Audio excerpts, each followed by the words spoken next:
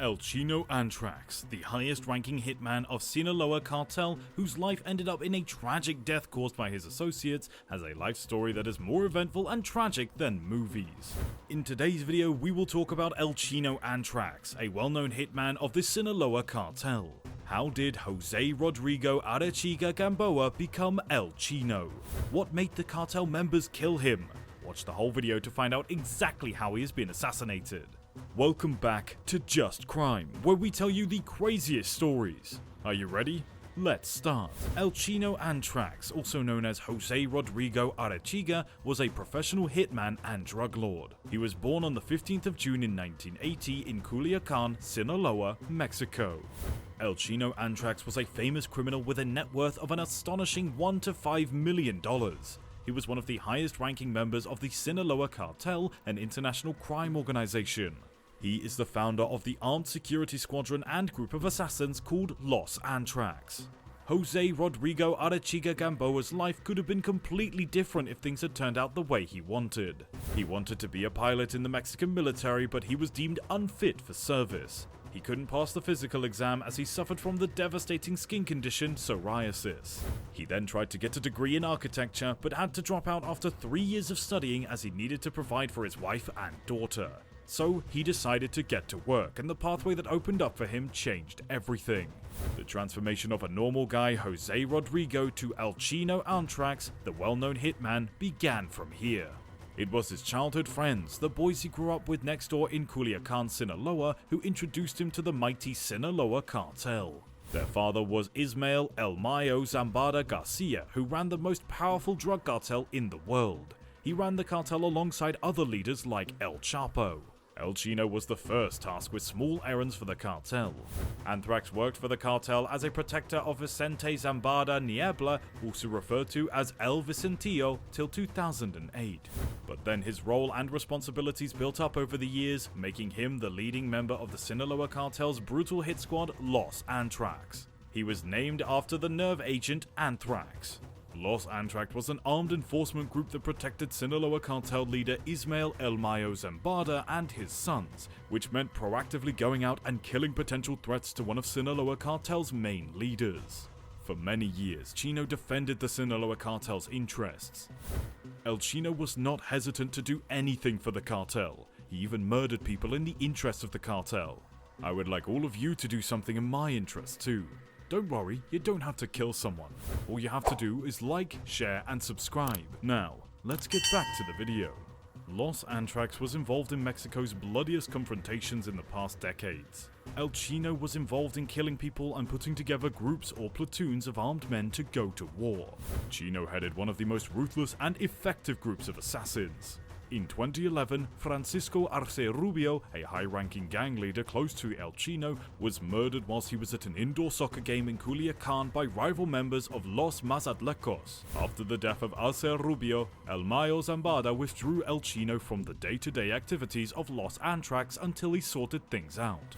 It was alleged that, besides working for the drug lord El Mayo Zambada, Arechiga Gamboa coordinated logistics and drug transportation for El Chapo Guzman and worked alongside El Macho Prieto, another Sinaloa cartel high-ranking perpetrator who was killed in Sonora in December of 2013. El Chino was involved in transporting drugs illegally across the borders. El Chino devised an ingenious plan by using trucking companies to export drugs across the border into the US. He had set up a network of legitimate businesses that included tractor trailers destined to cross the border of the country so that the trucks that were carrying marijuana had the proper paperwork to sail through the border. Jose Rodrigo was wanted by the United States government and faced charges in San Diego, California, the federal court for trafficking methamphetamines, marijuana, and cocaine. The charge claimed that he schemed with other people to transport 500 grams of methamphetamines and 5 kilograms of cocaine to the US. The charge, started by the Drug Enforcement Administration in late 2011, was part of an investigation known as Operation Narco Polo, in which federal agents intercepted a number of phone calls from March and October of 2012 between El Chino and drug traffickers from the San Diego-Tijuana area. Along the way, El Chino Antrax loved to display his money and lavish lifestyle. He used to post images and videos of his lavish lifestyle onto Instagram in an attempt to signify that crime does pay after all. He uploaded pictures of his sports cars, yachts, weapons, jewelry, money, and extravagant parties with famous narco corrido bands. He raffled cell phones, cars, and other gifts on social media with his followers. He also frequently appeared on his Instagram feed sporting his muscular physique, protein intake, and workout routines. Although he always used to blur his face in his social media pictures, in many of them, he was shown wearing the skull-shaped diamond ring in reference to Los Antrax as a form of signature. However, he couldn't escape the law forever and spent several years in prison before he ultimately met a gruesome end. Despite attempting to be prudent by blurring his face, US authorities were able to track him down thanks to his photos. In addition, they also learned El Chino liked to travel across the world. His ring also helped them recognize him when he landed in the Netherlands from Mexico on the 31st of December 2013 and was arrested.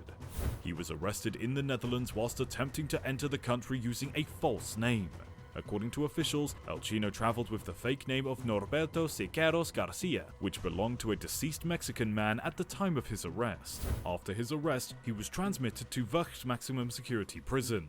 US law enforcement managed to identify El Chino through unspecified forensic methods. Despite having used a fake name to travel, he even underwent plastic surgery on his face to change his appearance and alter his fingerprints. He appeared before a judge on the 2nd of January 2014, who spoke about his situation and the motives behind his arrest.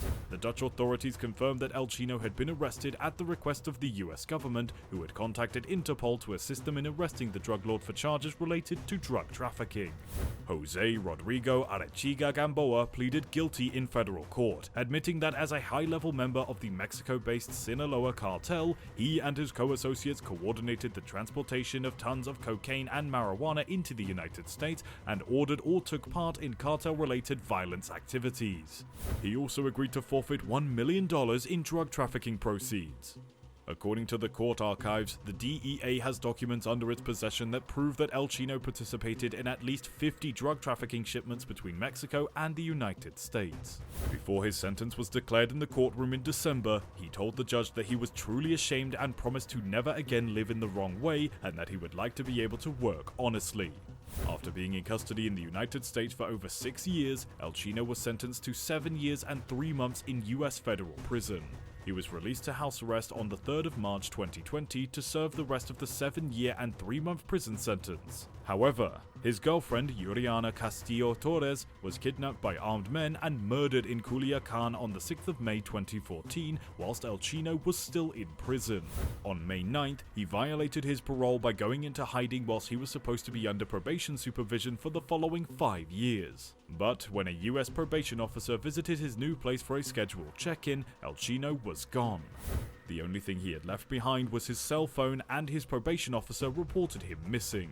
US District Judge Dana Sabro, the one who sentenced him months earlier, issued a warrant for his arrest. On the night of the 15th of May, El Chino, his sister, and his brother-in-law were kidnapped by armed men. The following day, the police of the town of Ayun in Sinaloa discovered a black SUV with what appeared to be 3 dead bodies inside. One of the bodies was later identified as El Chino Antrax.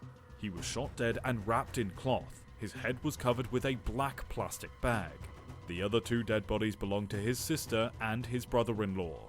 Later, the shocking report revealed that El Chino's murder was not a result of revenge from a rival cartel and was likely planned out by senior leaders of the Sinaloa cartel. El Chino's decision to surrender to the officials and to come clean was the motive behind the Sinaloa cartel's members' decision to kill him. A high-ranking member of the Sinaloa cartel and mighty drug lord El Chino had a pathetic death. What do you guys think about El Chino? Do you think he deserved some gruesome destiny? Let us know in the comment section below, and also don't forget to check other videos from our channel.